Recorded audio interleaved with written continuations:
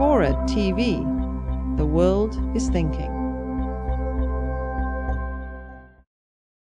So, I mean, complexity exists in all kinds of different forms, shapes, and sizes. A termite hill is a complex system. The human nervous system is actually a complex system. If you talk to some biologists, a rainforest is a complex system. Now, what these things have in common is that they look like they're in equilibrium, but they're not. They're actually constantly adapting, highly decentralized, interdependent systems.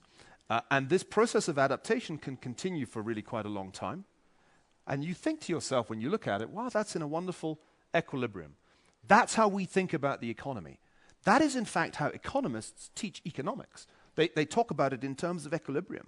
The bad news is, folks, that in fact we inhabit a complex system that has virtually nothing to do with the neoclassical models that you were all taught in Econ 101. And that's why the economists totally failed to predict the financial crisis.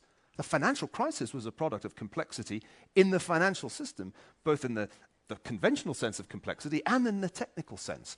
So for me, American power, if you generalize beyond the realm of finance through the geopolitical system, is a perfect example of a highly complex system, which looks like it's in equilibrium, but like all the great empires, all the great powers of the past, is in fact quite close to the edge of chaos. And our nightmare scenario should be that something happens to us like happened to the Soviet Union. For completely different reasons, in a completely different form, it suddenly just falls apart.